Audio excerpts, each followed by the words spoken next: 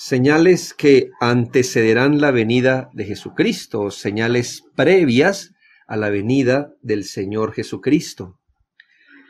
Vimos en primera medida señales que demuestran la gracia de Dios y vimos la explicación de el evangelio predicado a todas las naciones y segundo, esa explicación que tenía que darse acerca del futuro de Israel. Hace parte de las naciones y entonces lo quisimos ver y cómo nosotros entendemos tal pasaje que dice o que habla de la salvación de Israel. Ahora entramos a un segundo bloque que se llama señales que indican oposición a Dios.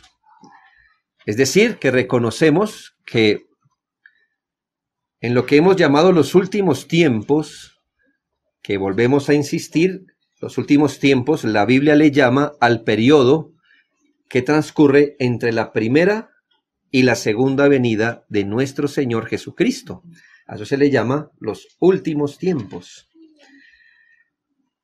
En ese periodo de tiempo se van a manifestar estas señales que estamos viendo, así que en este periodo vimos las señales de la gracia de Dios, pero en ese mismo periodo, en ese mismo lapso de tiempo, entre la primera y la segunda venida de Cristo también nos vamos a encontrar con unas señales divinas que indican oposición a Dios. La gracia de Dios, qué bueno que el evangelio sea predicado y que hasta que venga el Señor habrá salvación para todo aquel que crea en Jesucristo. Pero este cuadro, y espero que no se desesperance, pero porque no está dado para desesperanzarlo, sino para enseñarnos, es que al mismo tiempo y simultáneamente, mientras el evangelio va siendo predicado, esparcido, también habrá oposición al Señor, oposición a Dios. Recordemos brevemente cuáles son las 4 señales que indican oposición a Dios y vamos a ver una a una. Solo quiero que usted mire cuál va a ser. La primera señal que indica oposición a Dios es el breve desatamiento de Satanás. Segundo, la gran apostasía. Tercero, la gran tribulación. Cuarto, el anticristo. Esas son las señales que tendrán que ocurrir antes que venga el Señor Jesucristo por segunda vez. Breve desatamiento de Satanás, la gran apostasía, la gran tribulación y el anticristo. Deseo que note algo. Y es que la actividad de Satanás ha sido siempre constante en la historia. Por supuesto. Y claro, en los últimos días. Una muestra de ello solamente es para que usted lo recuerde, que solo fue que apareció el Señor Jesucristo acá y una de sus funciones más comunes era sacar fuera demonios, porque la actividad satánica se incrementó cuando el Señor pisó esta tierra. Así que no es nuevo la actividad de Satanás en la historia, así que tenga eso en mente. Desde que ha habido fe en Jesucristo, también ha habido quien niegue o apostate o se aparte de la fe de Jesucristo. Eso se llama una apostasía. Eso tampoco es nuevo, ¿me hago entender? La actividad de Satanás no es nueva. Gente que se desvíe de la fe de Jesucristo tampoco es algo nuevo. Si hay fe en Jesucristo, pues hay quienes se aparten de esa fe en Jesucristo. Tribulaciones y convulsiones, tal y como hemos visto, también se han venido presentando desde el inicio de los últimos tiempos. Aún en tiempos de Jesús, el Señor predijo una de esas señales fuertes y terribles de tribulación, como la caída de Jerusalén para el año 70, donde no quedó piedra sobre piedra. Lo que usted ve en algunas fotos es una muralla que quedó a la mitad. El resto todo se destruyó. Es una muestra de que desde que Cristo vino tampoco tribulaciones han sido extraño, ¿no? Han sido constantes. Y como veremos, el espíritu del anticristo está operando desde que virtualmente apareció Cristo. Es decir, desde que apareció Cristo, apareció la oposición a Cristo o los sustitutos de Cristo, y a esto le vamos a llamar el espíritu del anticristo. No estoy pensando en un espíritu demoníaco, sino en ese correr de filosofías, de ideas que hacen ya parte hoy de toda una estructura que combate a Cristo. Se llama el espíritu del anticristo. Pero estas señales, las que vamos a ver en las señales de oposición a Dios, estas 4 señales, no solamente se van a presentar en los últimos tiempos, sino ya acercándose, ya estando más cerca, la segunda venida de nuestro Señor Jesucristo. En la primer gráfica que yo les envié a ustedes, y si alguno no tiene, se la comparte al del lado, por favor, para que pueda verla. Trato de explicar allí qué significa. Si usted mira, no me salió el cuadrito, porque a la izquierda debe decir primera venida de Cristo, la primera flecha hacia abajo. Ubique la primera venida de Cristo y note que hay una línea roja ascendiendo, y estas son las señales previas a la venida de Cristo. Es decir, siempre ha habido actividad de Satanás, apostasía, tribulación y el espíritu del anticristo. Pero hay una línea entrecortada que es que a partir de ahí le vamos a llamar el fin del fin. Es decir, la última parte de los últimos tiempos. No hay que enredarse en esto. La cual terminará con la segunda venida de Cristo. ¿Y cuáles las características de ese periodo que hemos llamado el fin del fin? Note cómo es paralelo con lo que ha venido pasando. Desde que vino Cristo hay actividad de Satanás, por supuesto, pero aquí, en el fin del fin, hablamos del desatamiento de Satanás. Siempre ha habido apostasía desde que ha habido fe en Cristo, pero vamos a hablar de la gran apostasía, ¿sí? No de la apostasía, siempre ha habido, sino de la gran. Siempre ha habido tribulación, sí, pero cuando llegue ese periodo, el fin del fin, esos tiempos previos, vamos a hablar de la gran tribulación. Y siempre, desde que vino Cristo, pues ha estado rodando el espíritu del anticristo, pero cuando llegue el fin del fin, vamos a presenciar la venida del anticristo. ¿Nota la diferencia? Ese periodo de tiempo previo, antes de que venga Cristo. Lo que pasa es que donde yo puse la línea entrecortada, uno no sabe cuándo va a empezar el fin del fin, ¿sí? Que es lo que muchos quieren decir. No, es que ya, ahorita, ya empezó, ¿verdad? Cada tanto que hay un ataque terrorista, un virus, algo, dice, ahora sí empezó. No sabemos, pero sí está escrito que lo que ya ha venido pasando se va a robustecer, como la línea lo muestra, ¿no? Entre más nos vamos acercando a la venida de Cristo, va a haber más intensidad hasta que pase de tribulación a la gran, y pase del espíritu del anticristo al anticristo, y pasemos de la actividad de Satanás al desatamiento de Satanás. Ya es distinto. Así que ese va a ser nuestro primer punto.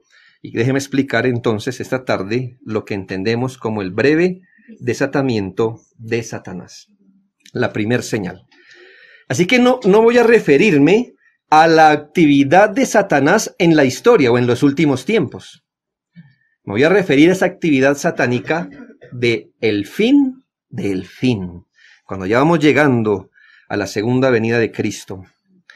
Y aquí estamos dando por sentado algo, y es que si estamos diciendo que Satanás será desatado brevemente al final de los tiempos, ¿qué estamos dando por sentado? Que está atado, que está atado. Es una afirmación que nos toca sustentar porque usted dice, a mí no me parece que esté atado.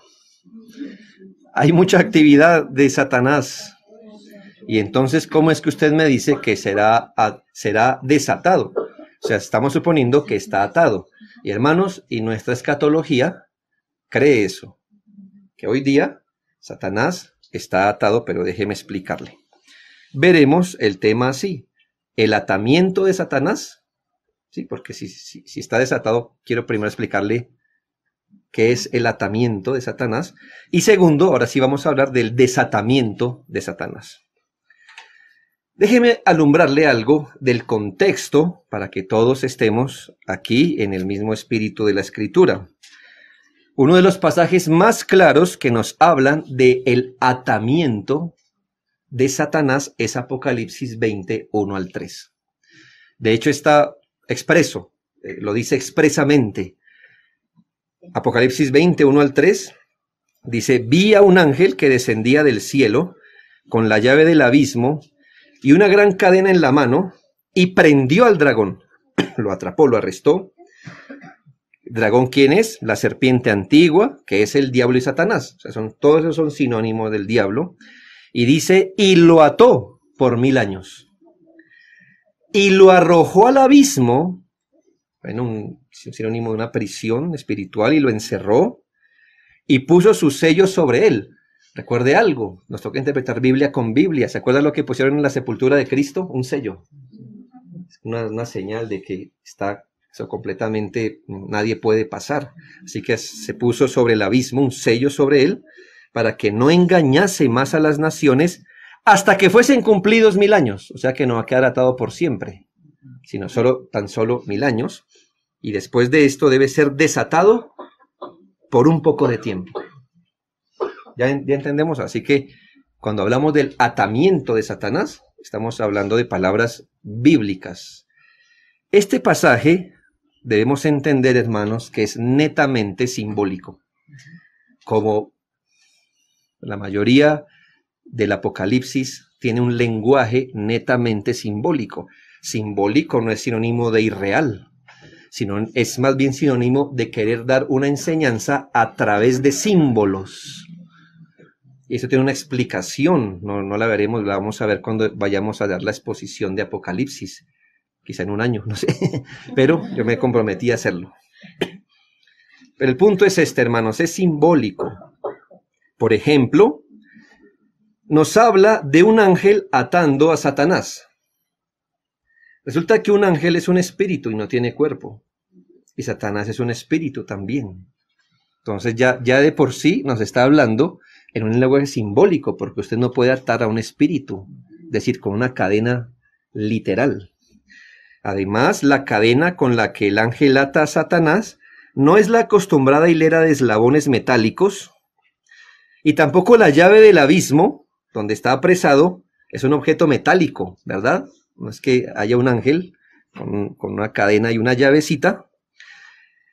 Y por lo cual, si esto es todo simbólico, los 1000 años descritos aquí también lo serán.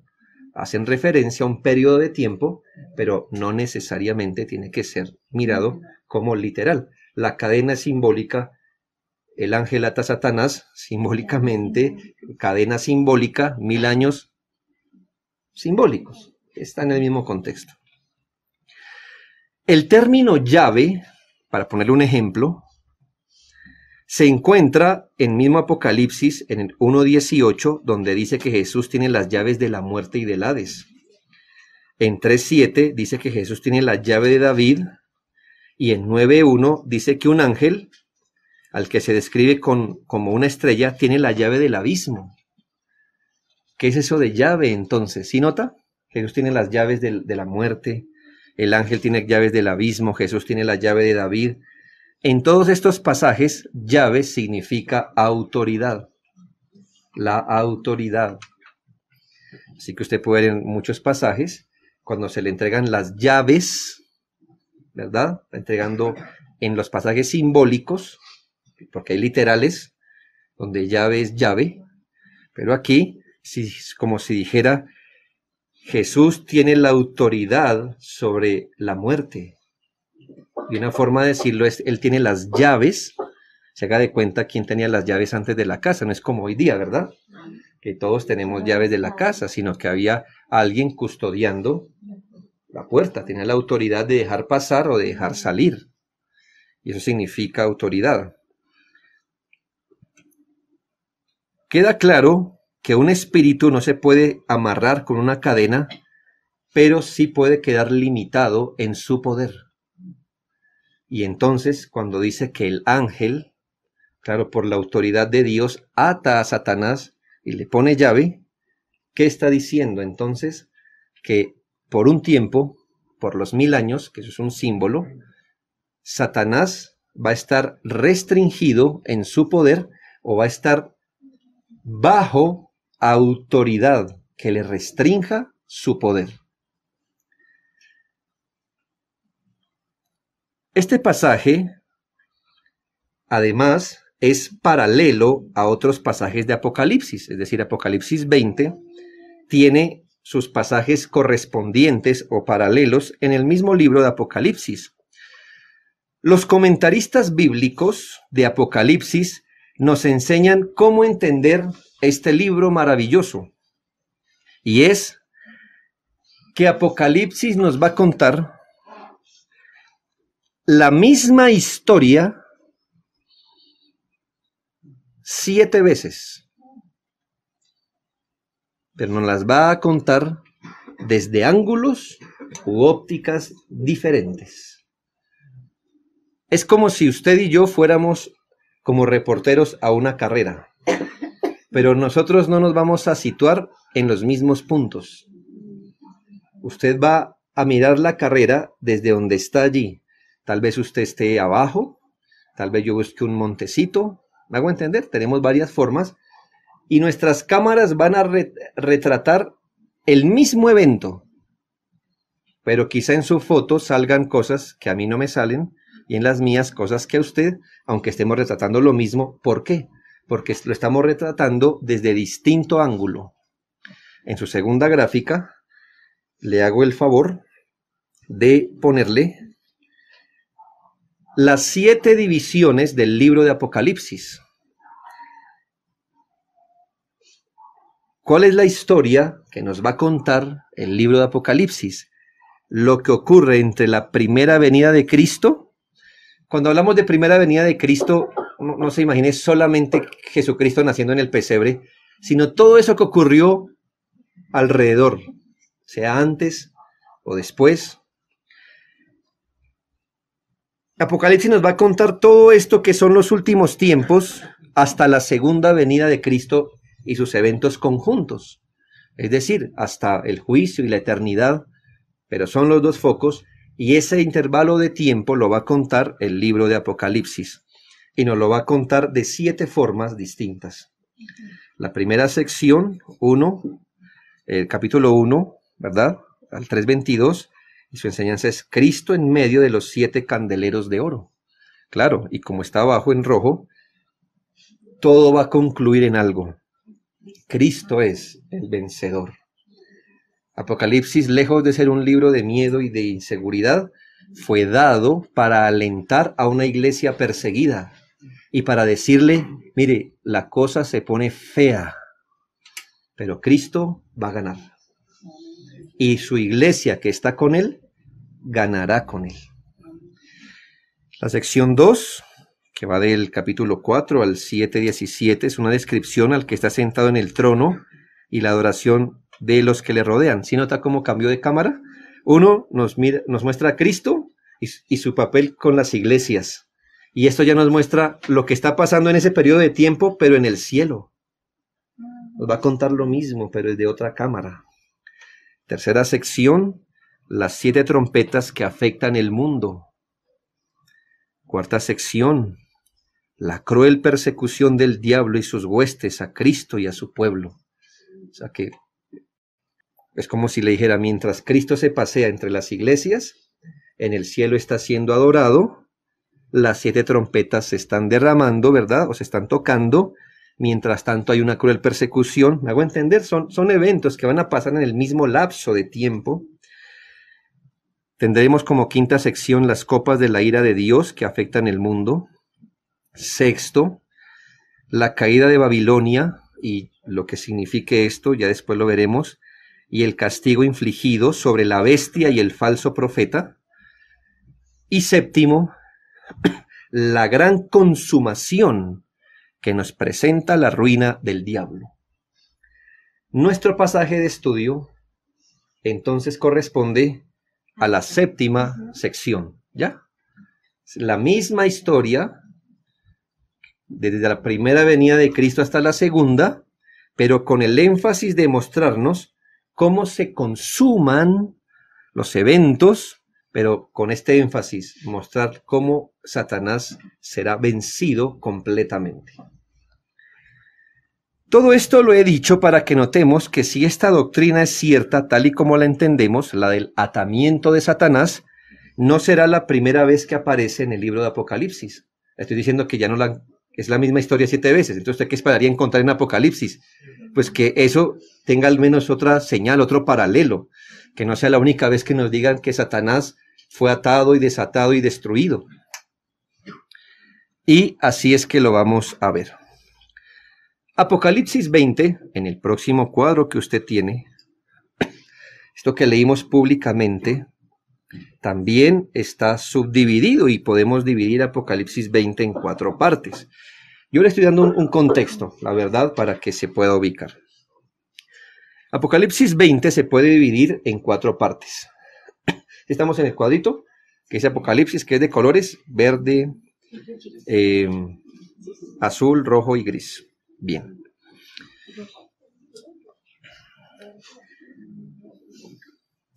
Hermanos, para esto es que uno le mete plata a un celular. No para las fotos. Dejen de comprar celular para fotos. Es mejor para lo que aprovecha. ¿Sí ve? Y por comprar una cámara y la llena de fotos y ahora no puede leer lo de la instrucción bíblica. Note esto, pero está bien. Todo esto pasa a lo último de los tiempos. Hay una oposición hasta en todo. Bien. Versículos 1 al 3. ¿Cuál es el tema de Apocalipsis 21, 1 al 3? El encadenamiento de Satanás. Mire la historia que nos va a contar. Yo le dije que esta historia iba desde la primera venida de Cristo hasta la segunda. Entonces, mire, Satanás es encadenado. Versículos 4 al 6. Lo que le suceda a los santos en la era del Evangelio. Es decir, mientras Satanás está atado, ¿qué le pasa a la iglesia, a los santos? ¿Qué están viviendo los santos? Los santos es los cristianos, la iglesia. Mientras Satanás está siendo atado, en ese mismo periodo, ¿qué le pasa a los santos? Versículos 7 al 10 nos va a describir el fin del poder de Satanás. Es decir, será desatado, pero será desatado para pelear y el Señor lo acaba allí.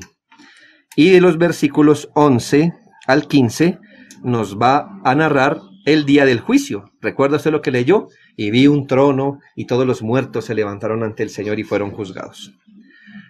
¿Sí nota el periodo de tiempo que abarcó Apocalipsis 20? Desde que Satanás fue atado hasta el juicio final. Ese periodo de tiempo. Ahora sí, propiamente hablemos del atamiento de Satanás. El texto afirma que Satanás es atado por un ángel por 1000 años y arrojándolo al abismo, y allí permanece atado durante 1000 años. Después tiene que ser desatado por un poco de tiempo. Ahora, por un poco de tiempo, ¿con respecto a qué? Con respecto a 1000 años. Entonces, 1000 años es simbólico, pero 1000 años significa un periodo de tiempo grande, en la que él permanecerá atado. Y el tiempo en el que será desatado es poco en comparación con el tiempo grande en que estuvo atado. ¿Me hago entender? Así que aquí hay algo esperanzador. No es simétrico. No es que así como han pasado 1000 años, es simbólico, una gran cantidad de tiempo en que Satanás fue atado, ahora también pase la misma cantidad de tiempo él desatado. Eso sería tenebroso. Más bien, según esta historia, él va a permanecer más tiempo atado que desatado. Desatado solo por un poco de tiempo. ¿Cuál es el significado del atamiento de Satanás? Recordemos que el Evangelio se estaba abriendo paso allá en la primera iglesia. Transportémonos cuando la iglesia sumaban 12 personas. 12. O sea que nosotros aquí como que quintuplicamos La iglesia, eran 12 hombres y uno de esos era traidor. Y ahí estaba, ¿verdad? Luego el Señor asciende, derrama el Espíritu y dice la Biblia que ya eran 120, ¿verdad? Que si usted mira comparativamente hablando, 120 en un mundo, bueno, 120 no somos nada ni siquiera en Suba. No somos nada en Suba, mucho menos en el mundo. Resulta que los paladines de ese evangelio que se predicaba eran unos pescadores. Era un hombre que dice que se le apareció Jesús, que ahora le decían que era un hombre débil. Su apariencia era débil y menospreciable. Estoy hablando de Pablo. Las iglesias, las pocas iglesias que se fundaban, eran pocas en número a comparación de todo el mundo. E iban desarrollándose desde Judea, Samaria y en adelante. Y las iglesias que usted lee, Corinto, Éfeso, Tesalónica, eran pocas, eran pequeñas y eran muy problemáticas. Y eso tenía dos graves peligros. El uno, el peligro del judaísmo. Recuerde que de Jerusalén enviaban gente para perseguir a los cristianos y confundirlos e infiltrarlos y destruirlos. Lo que hacía Pablo antes de ser creyente. ¿Qué hacía él? Se perseguía a todos los cristianos donde estuvieran para matarlos. Y había un segundo problema, el Imperio Romano. El Imperio Romano con sus miles de dioses, con su poder estatal, con su poder económico. Tanto así que muchos creyentes lo que no padecieron por los judíos lo padecieron por los romanos. Pero era una cruel persecución contra un cristianismo que hasta ahora estaba floreciendo. El mundo en el que se escribe el Nuevo Testamento es un mundo un poco parecido al de hoy, quizás más cruel. Quizás más cruel. Mucha oscuridad. Al menos hoy conocemos por tradición el Evangelio, pero fíjese un tiempo donde esto no existía, donde no era fácil encontrar una cruz en una ventana o un Cristo te ama, cosas así que ya es habitual para nosotros. Eso no existía. Y el cristianismo tiene que abrirse paso en el poder de Dios a través de hombres que Pablo dice no son mucho, ni son de los más inteligentes, ni de los más nobles, sino son de los más viles. Y muchos de ellos tienen que salir perseguidos y predicar el evangelio donde están allí. Era un mundo corrupto políticamente, socialmente, moralmente. La religión era muy adversa. La obra misionera avanzaba, pero en comparación con las tinieblas que había, el cristianismo se veía como unas cuantas iglesias de una secta de un tal hombre que dizque resucitó. Esos son los esfuerzos de los primeros misioneros, Pablo, Pedro, hombres que fueron a un mundo que no conocía al Señor Jesucristo. Unos se quedaron en Jerusalén para ministrar allí y otros salieron. Respecto a los demás lugares, solamente triunfaba el paganismo. Se puede decir en general que todas las naciones, salvo los judíos, estaban bajo el dominio de Satanás. Porque ¿a quién se le dio la ley? A los judíos, en primera instancia. Así que la demás población mundial. ¿Usted se ha preguntado mientras Cristo caminaba sobre esta tierra y mientras los apóstoles caminaban y predicaban en su tiempo, qué estaba pasando en esta tierra? No sabemos aún, pero si algo de vida había, era un tipo de hombre que adoraba el sol, la luna y las estrellas. Mientras en Jerusalén se podía leer la ley, escuchar a Moisés, ver al Señor Jesucristo, en la mayoría del mundo había oscuridad y solo se empezaban a colocar los primeros candeleros. Hermanos, la guerra del diablo desde que el Señor fue anunciado, ¿cuál fue? Extirpar la simiente de la mujer. Solo fue escuchar que una mujer estaba encinta y Satanás empezó a mover los poderes del mundo para destruirlo. Esa visión del pesebre horrible que nos presenta Apocalipsis 12 que mientras la mujer da a luz, un dragón abre la boca para tragar el bebé que está siendo nacido. ¿Recuerda qué ocurrió en tiempos de Cristo? Él nace y tiene que huir a Egipto porque Herodes intentó matarlo, hizo una matanza, una masacre para dar con él. Pero no es Herodes, es Satanás. Cristo vino, su terreno está siendo expugnado por Cristo. Entonces él empieza a mover todo lo que está en su mano, todas las estructuras del mundo para sofocar. Y como no puede hacerlo y aparece el Señor, entonces él intenta sofocar cualquier intento del evangelio por progresar. Él no quería ni siquiera que Cristo naciera, mucho menos que predicara, mucho menos que la gente creyera y mucho menos que empezaran a predicar ese mensaje. Mucho menos. Él quería tener todavía el poder del mundo, manteniéndolo en oscuridad. ¿Lo haría? ¿Se saldría con la suya Satanás? ¿Mantendría el diablo su dominio sobre las gentes de la tierra? ¿Continuaría para siempre estas intensas tinieblas morales y espirituales? La respuesta es no. Pues el evangelio, como vimos, se extendería con poder, no solo por el mandato de Jesucristo de ir y hacer discípulos, sino porque Él dijo, yo estaré con ustedes en esta labor hasta el fin del mundo. Y como vimos en la señal de la gracia de Dios, de la predicación, y uno de los ejercicios de la compañía divina en esta era del evangelio, es decir, Él prometió estar con nosotros, ¿verdad? ¿Para qué? Para predicar el evangelio. Y uno de esos ejercicios de su compañía, ayudándonos a predicar el evangelio, es atar a Satanás para que no engañe más a las naciones y permitir que la iglesia pueda avanzar en su obra misionera. ¿Entienden qué sentido ahora? Imagínense si Satanás no hubiera sido atado. Hermano, Satanás es muy poderoso. Y a él no le hubiera costado mucho tomar la casa donde estaba la única iglesia que había en el mundo, 120, y hacer lo mismo que hizo con la casa de los hijos de Job. ¿Qué hizo? ¿Quién derrumbó la casa? Dice que Satanás lo hizo. Le pegó a la casa y todos adentro cayeron muertos. Dígame usted, ¿qué tanto era para él tomar el aposento alto, donde estaban 120, la única iglesia que había, y darle en sus cimientos, hermano?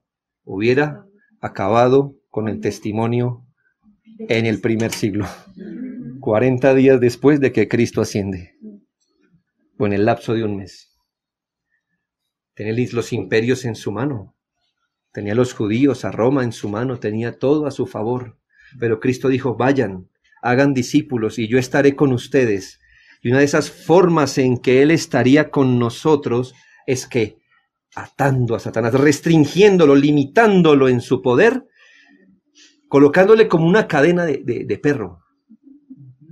Él tiene acción hasta donde la cadena le da, pero cuando ya la cadena tiembla, hasta ahí va. Y entonces, claro, no es que Satanás esté atado completamente a cualquier cosa, pero está atado para que, por más que se estire, no pueda darle un zarpazo a la iglesia y desaparecerla como una entidad misionera sobre la tierra. El Señor Jesucristo mismo afirmó en Mateo 12:29, y note, ¿dónde está este atamiento? ¿Dónde empezó a darse este atamiento? Dice, porque ¿cómo puede alguno entrar en la casa del hombre fuerte y saquear sus bienes si primero no le ata?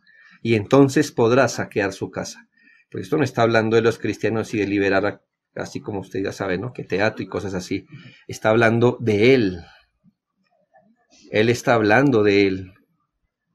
¿Cómo puedo yo hacer la obra que Dios me mandó a hacer en terreno enemigo si primero no voy y ato al enemigo?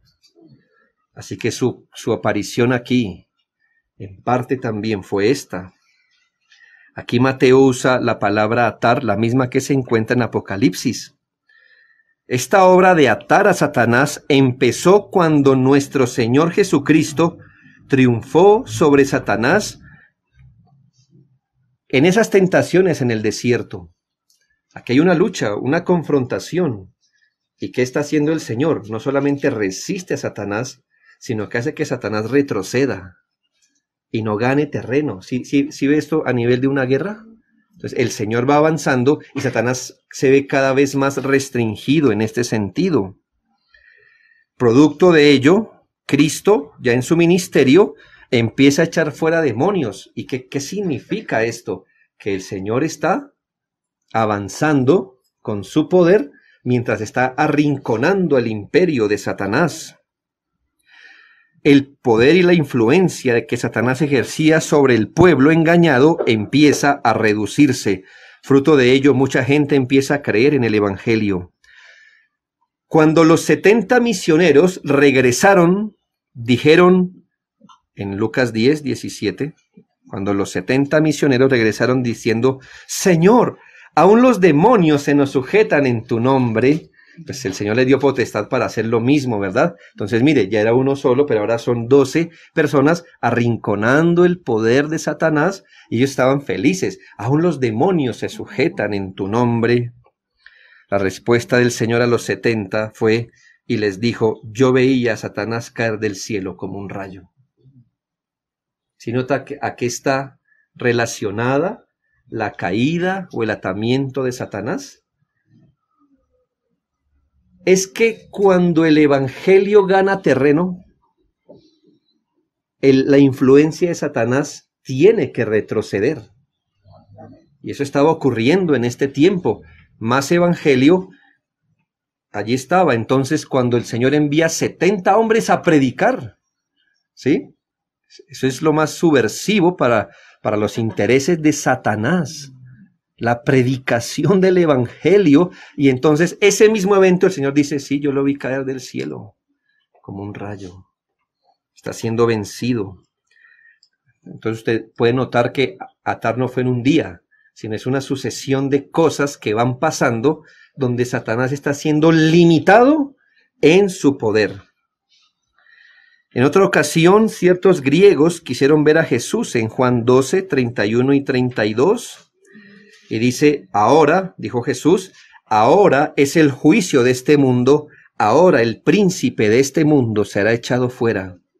Y yo, si fuere levantado de la tierra, a todos atraeré a mí mismo. Es un pasaje muy importante porque está diciendo, él no será echado, sino ahora, el príncipe de este mundo será echado fuera. ¿Y cuándo es el ahora? ¿Cuándo es que el príncipe de este mundo sería echado afuera? Él mismo lo dice, si yo fuere levantado de la tierra, a todos atraeré a mí mismo. Eso hay que explicarlo. Al echar fuera a Satanás, se relaciona con el hecho que no solamente los judíos pudieran escuchar el mensaje del Evangelio, sino a toda clase de personas, a todos atraeré. Ya esa barrera que había, él la iba a romper. Y a todos atraerías, es decir, gente, tanto judíos como griegos, serían atraídos a Cristo. Pero, ¿cómo serían atraídos? Él lo dice antes, si yo fuere levantado de la tierra. ¿Por medio de qué él atraería a judíos y a gentiles? Por medio de su crucifixión. Mire el arma de Dios, la cruz de Cristo. Así que eso en orden significa, vine aquí y en mi ministerio estoy acorralando a Satanás, pero ya será un momento cuando será echado fuera. ¿Cuándo? Cuando él piensa que ganó, seré levantado en una cruz, pero allí mismo, yo le venceré. Y cuando tenga toda esa potestad sobre el cielo y la tierra, entonces atraeré a todos a mí mismo, es decir, gente de todo el mundo. Colosenses 2, 14 y 15 asocia claramente el despojo de Satanás y sus ejércitos con el triunfo de Cristo en la cruz. Dice, anulando el acta de los decretos que había contra nosotros, que nos era contraria, quitándola de en medio y clavándola en la cruz. Ahí mismo, cuando se nos perdonó el pecado en la cruz, ¿qué más dice? Y despojando a los principados y a las potestades, los exhibió públicamente, triunfando sobre ellos en la cruz. Él despojó, quitó su poder de ellos en la cruz. Ahora llegamos a Apocalipsis, el paralelo de Apocalipsis 20. Se ha sostenido que Apocalipsis 12, del 5 al 12, Apocalipsis 12, del 5 al 12, es el mismo episodio de Apocalipsis 21 al 3, solo que desde distinta óptica. Cuando nace el Mesías, como le narré, Satanás intenta acabar con él y la mujer tiene que huir. Luego de esta guerra, o en medio de ella, Satanás, el que engaña a todas las naciones, y sus secuaces son echados fuera. Esto está en Apocalipsis 12, 5 al 12. Hay una alabanza, esto cuando Satanás es echado fuera, no pudo hacer guerra contra la mujer y vencerla, pero es echado fuera. Hay una alabanza de Dios en el versículo 11, Apocalipsis 12, 11, y ellos le han vencido a Satanás. ¿Cómo? Ellos, que se habla en el versículo 11, es el pueblo de Dios, y ellos le han vencido a Satanás por medio de la sangre del Cordero y de la palabra del testimonio de ellos, y menospreciaron sus vidas hasta la muerte. Así que usted note cómo es que los creyentes vencen a Satanás, cómo Dios vence a Satanás, cómo es que es echado fuera Satanás en este sentido. Luego del versículo 11, por supuesto viene el 12, pero hay un ay. Qué interesante. Luego que dice que ellos le han vencido a Satanás por medio de Cristo. El versículo 12 dice, ay de los moradores de la tierra y del mar, porque el diablo ha descendido a vosotros con gran ira, sabiendo que tiene poco tiempo. Y ahí está su desatamiento. O sea que la iglesia triunfa, la iglesia vence, pero hay un ahí, porque Satanás va a descender con gran ira. Esto solo se discierne con las escrituras, como leíamos en Apocalipsis 20, que después de los 1000 años en que fue atado, después de esto debe ser desatado por poco tiempo. ¿Qué podemos concluir del atamiento de Satanás? Todos estos pasajes, el atar y el lanzar fuera a Satanás o la caída de Satanás, se relaciona de alguna manera con la primera venida de nuestro Señor Jesucristo, incluyendo todos los eventos relacionados, como la encarnación, su coronación después de resucitar. En algunos de los textos hemos citado este atar y se relaciona claramente con la obra de las misiones y con la expansión del testimonio de la iglesia entre las naciones. Esta es la conclusión. Es decir, Satanás está atado en relación a ¿qué? Está atado claramente en relación a la obra misionera y a la expansión del testimonio de la iglesia entre las naciones. Antes de la venida de Cristo, su victoria sobre el diablo en las tentaciones, ministerio, muerte, ascensión y coronación, la salvación se limitaba mayormente a los judíos. Dios había permitido que Satanás cegara los ojos de las demás naciones, de modo que éstas andaban en sus propios caminos. Pero un gran cambio aconteció. La verdad del evangelio iba a reemplazar la mentira del diablo. Satanás es atado en este sentido, para que no pueda engañar más a las naciones.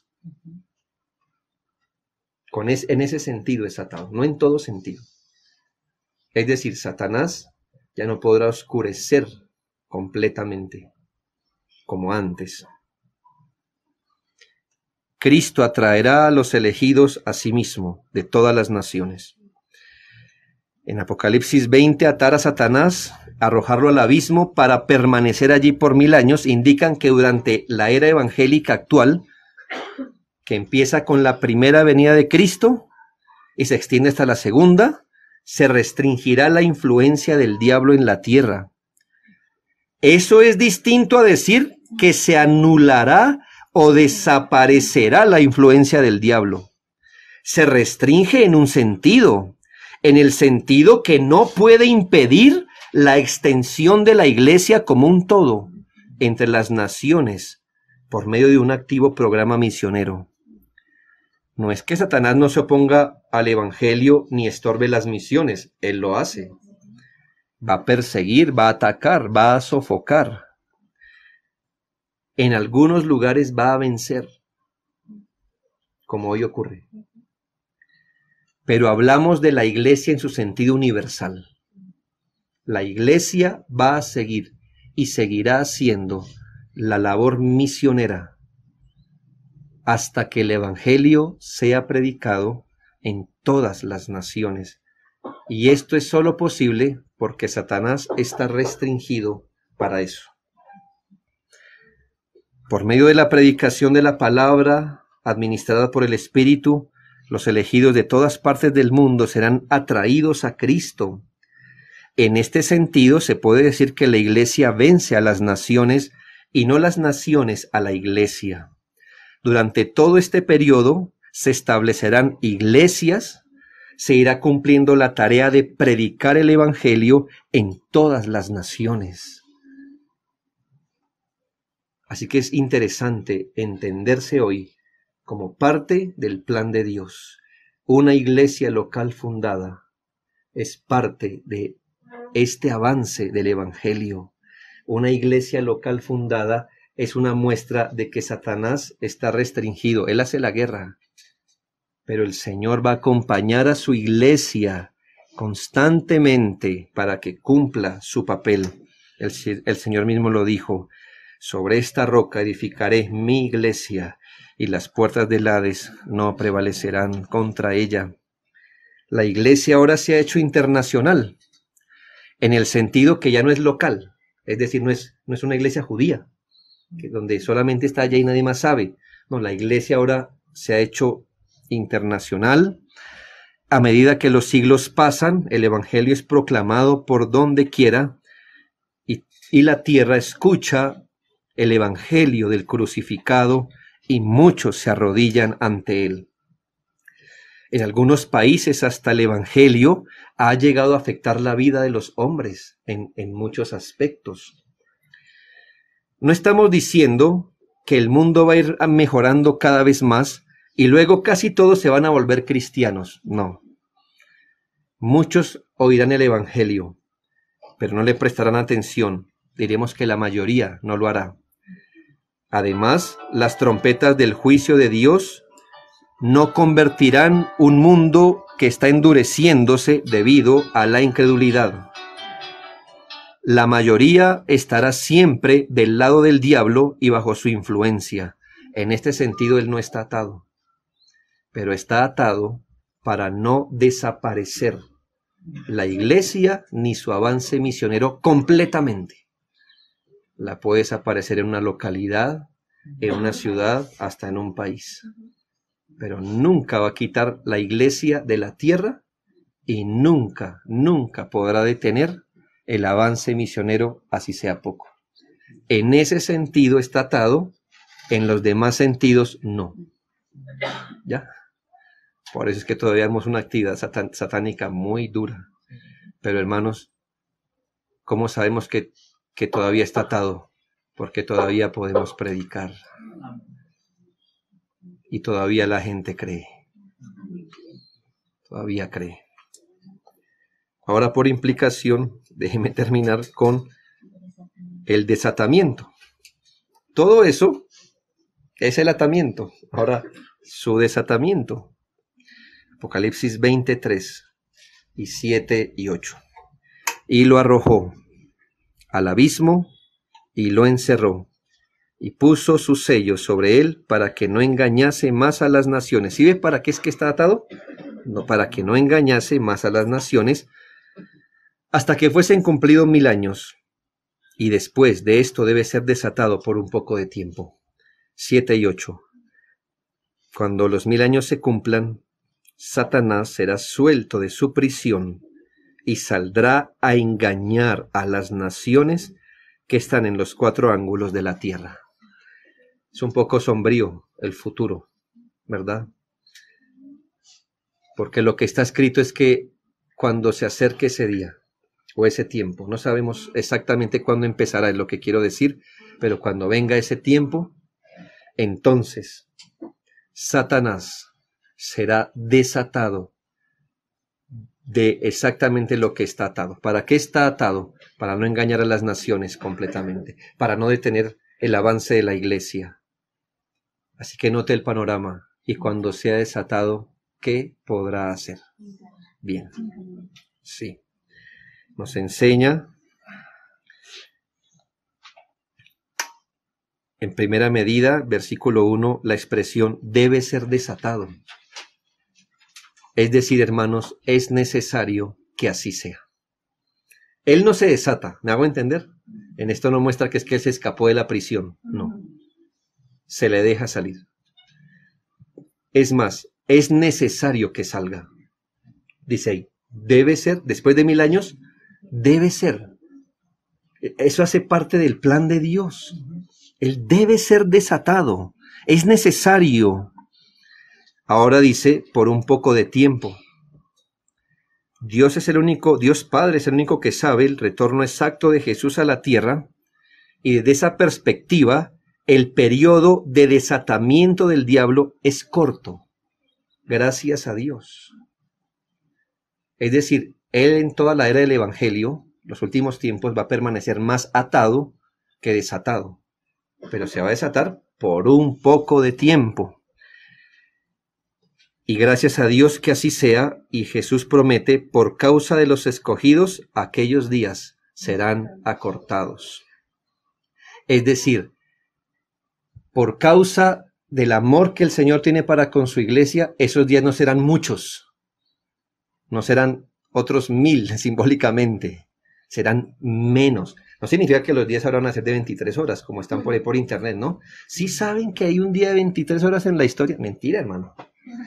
Significa que los días van a ser recortados, es decir, van a ser cortos por los elegidos. Ese sufrimiento en el que va a entrar la tierra va a ser corto.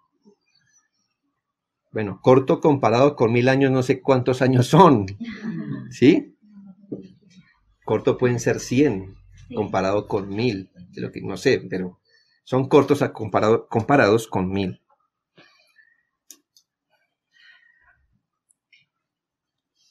Queda a la luz de lo que hemos explicado anteriormente, que si el atamiento de Satanás se refiere a su restricción para acabar con la iglesia como un ente misionero, su desatamiento tiene que ver con esa oposición colosal frente a la labor misionera de la iglesia al fin de los tiempos. Hermanos, cuando Satanás sea desatado, va a oponerse de una manera colosal a los intentos misioneros de la iglesia.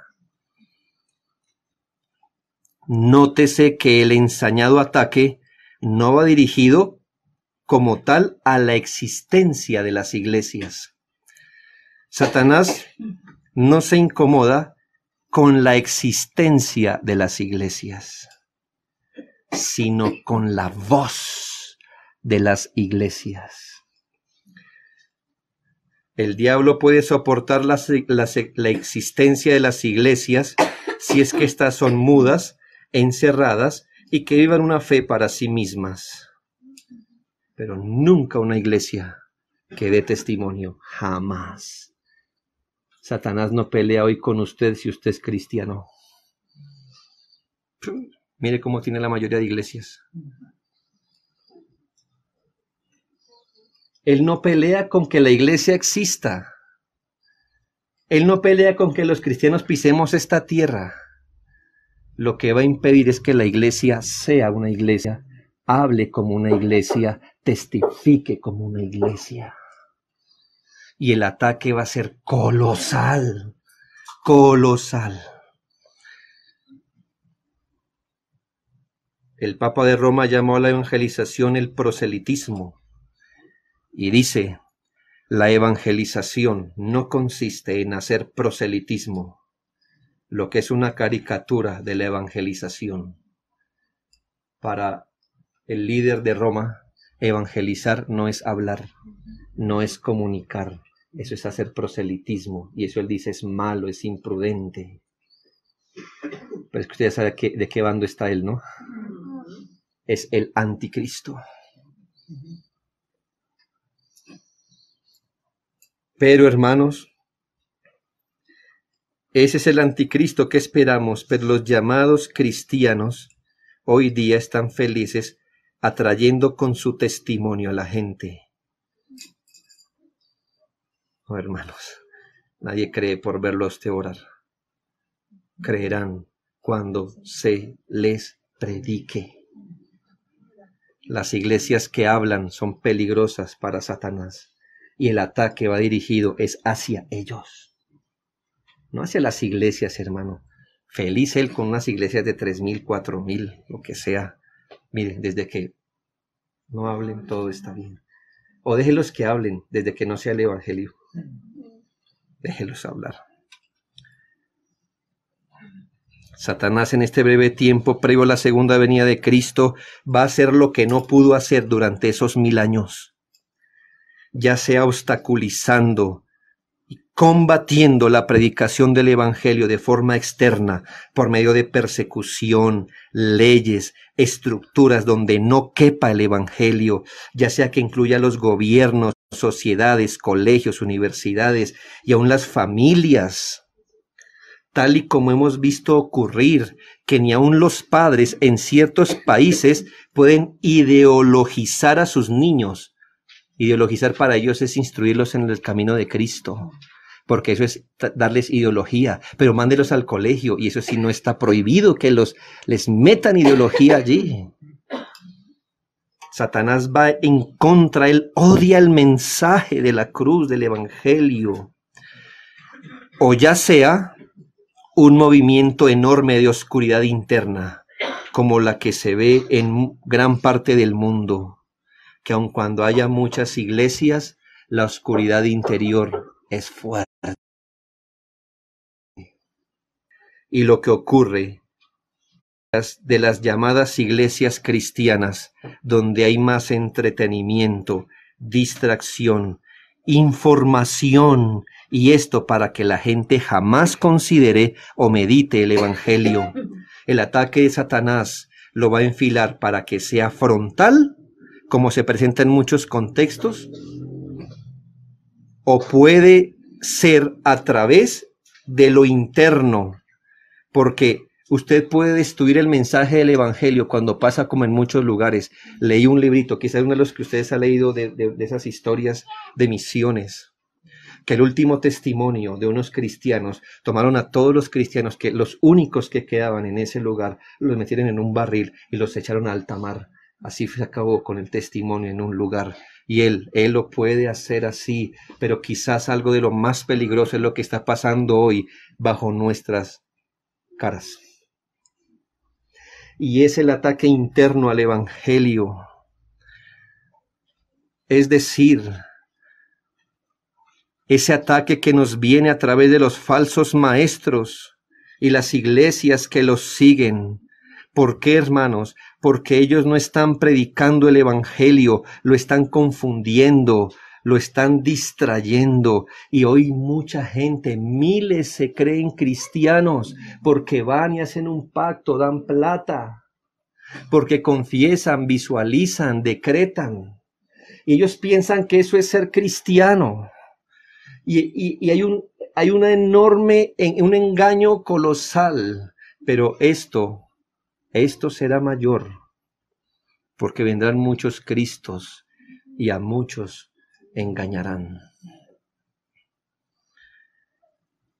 Este desatamiento de Satanás avivará lo que ya está presente, con la diferencia que los asuntos serán más fuertes. Gracias a su desatamiento vendrá la gran apostasía, la gran tribulación, y por el poder de Satanás vendrá el anticristo. En el contexto del desatamiento de Satanás pasarán estas cosas. Estos elementos aparecerán. Ubíquese por favor en Apocalipsis 20, 4 al 8. Mientras Satanás está atado, Apocalipsis 24, y vi tronos, y se sentaron sobre ellos los que recibieron facultad de juzgar, esto es la iglesia.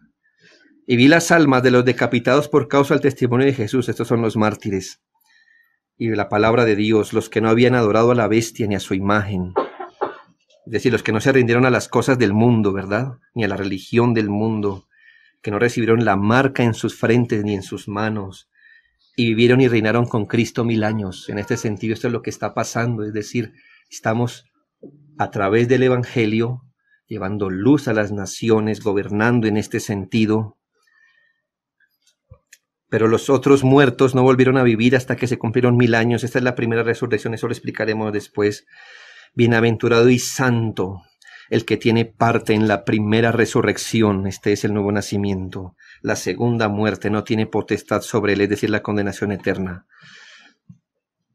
sino que serán sacerdotes de Dios y de Cristo y reinarán con él 1000 años. Es lo que pasa hoy.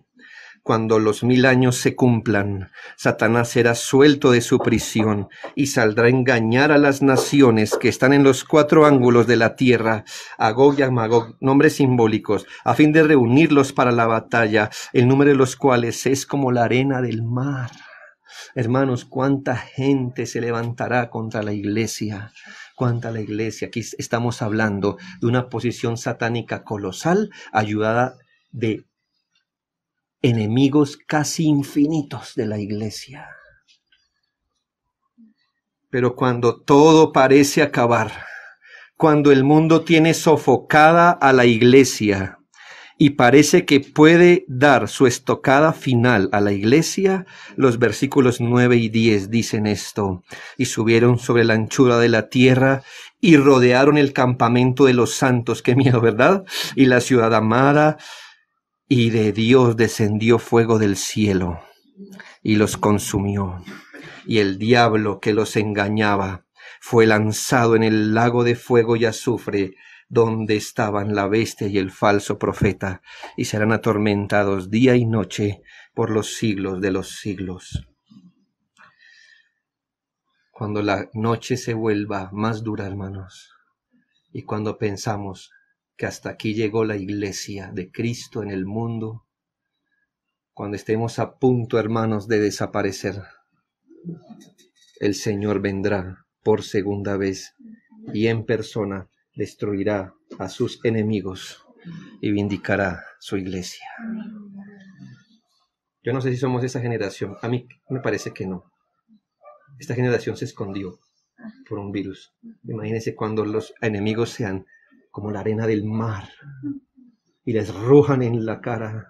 Esa iglesia de tener del Espíritu Santo, y aún así, hermanos, estarán tan acorralados como quien dice, no podrán salir ni por un lado ni por otro, y de allí el Señor los liberará, y esta es con su segunda venida. Es una referencia clara al juicio final.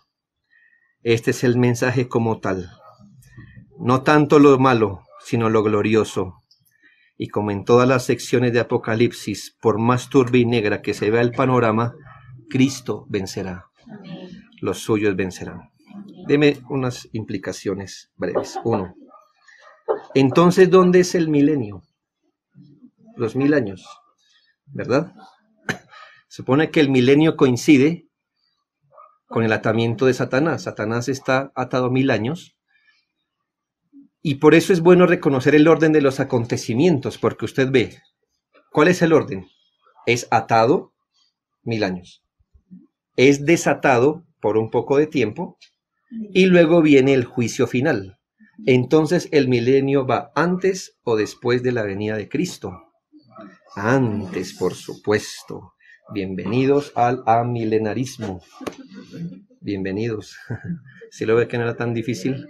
Muchos piensan que el milenio es que después que venga el Señor Jesucristo y arrebate la iglesia. ¿Usted lo leyó o no lo leyó? ¿Vio el orden? Atamiento, desatamiento y juicio. Y el milenio coincide con el periodo del atamiento de Satanás. Así que la última figura que le puse está allí. Por favor, véala. ¿Nota la primera venida de Cristo? Bien, dice un largo periodo en el cual Satanás permanece atado, ¿sí? Satanás es desatado por un poco de tiempo y luego viene el Señor Jesucristo para el juicio. Pues ese periodo, como usted lo puede ver abajo, es el milenio, son los últimos tiempos. En otras palabras, hermanos, estamos sobre el milenio, que es lo mismo decir, estamos sobre los últimos días. En el texto paralelo de Apocalipsis 12, que demuestra claramente que lanzar fuera a Satanás fue el resultado de la coronación de Cristo, cuando Satanás, mire lo que le quiero decir. Cuando Satanás fue atado, cuando Cristo fue levantado, ahí fue atado. Va a pasar todo este tiempo atado y será desatado para que Cristo lo venza. Fue atado al comienzo, va a ser desatado para que Cristo lo venza. Hermanos, Satanás siempre va a estar bajo el poder de Cristo victorioso. Sí, hermano, se ve feo desde aquí abajo, pero desde allá arriba no. Satanás, mire en qué escenario él opera. Fue atado cuando Cristo fue coronado. Y va a ser desatado para que Cristo lo venza. Así que nunca él va a superar el poder de nuestro Señor. Esto debe dar esperanza a la iglesia atribulada en cada generación, como nosotros, hermano. Porque si Satanás está atado, es por Cristo resucitado, coronado y reinando. Y cuando sea desatado por un breve tiempo, será destruido por un Cristo victorioso. Esta es una guerra dura, feroz y cruel, pero Cristo ya ganó y ganará. Venció, pero viene para vencer. Es el conquistador que vendrá a conquistar. Él gana esto. Pero si nota la iglesia, con él gana. Hermanos, vamos a ganar. El pecado, la maldad, la violencia, la rebeldía, la oposición no son el fin de la historia. Esto no acaba así. El evangelio ganará, Cristo ganará, su iglesia ganará. Todos los enemigos de Dios serán derrotados, subordinados y despojados de su poder y jamás serán ya un peligro ni amenaza para la iglesia. Esto da mucho ánimo para la lucha que estamos llevando. ¿Cómo pelearía usted si se le dice, soldado, pelee duro y fuerte, porque si no, lo matan, pero sepa que vamos a ganar? Es decir, sea lo que sea, ganaremos. ¿Cómo pelearía usted? ¿Como un miedoso? ¿No, verdad? Con más valor. Cuando vea las cosas que pasan en el mundo, hermanos, no se vaya a la cama tan solo atribulado. Piense esto, Cristo va a ganar. No sé cómo, no sé cuándo, pero es mejor que prediquemos el evangelio y esto es mi último. Es en medio del atamiento de Satanás que la iglesia cumple su misión de evangelizar. Hermanos, trabajemos mientras es de día y se puede. Aproveche que Satanás está restringido aún. No sé cuánto tiempo le quede. Hoy es ese día, aunque parezca que grandes nubes negras se ciernen, después vendrá la noche cuando será imposible trabajar. Pero por ahora aprovechemos la libertad que aún nos queda, los espacios que aún quedan para llenar con el evangelio el mundo. Oramos para que nuestro poderoso Dios sea nuestra fuerza y capitán de nuestra salvación para afrontar los días del fin. Oremos.